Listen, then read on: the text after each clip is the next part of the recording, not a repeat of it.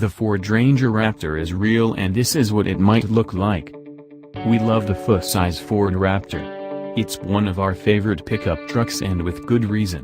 It's based on the guts of the F-150, which means it's comfortable, durable, and capable of hauling just about anything an American family would ever need to move. Thing is, it's overkill. Bigger, badder, faster, stronger.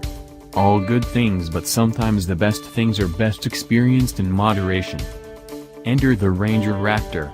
We know it's coming, we just don't know exactly when or what kind of changes it will boast over the current global Ranger that we flew all the way to Australia to take for an extended spin around the Outback. No matter what, though, we expect it to be amazing, and its one size smaller footprint will make it an attractive option for anyone who doesn't need or want a full-size pickup. Power will almost surely come from sort of EcoBoost engine.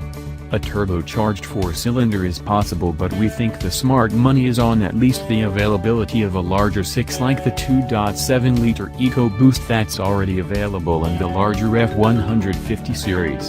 An automatic transmission driving all 4 wheels is a sure thing, and though we don't know for sure, a 10-speed automatic is a solid possibility, since we know it'll bolt up to Ford's current range of engines and ought to fit in the Ranger chassis.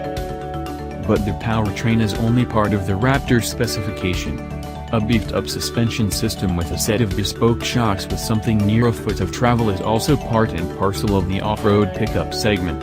A big set of meaty tires is also a sure thing.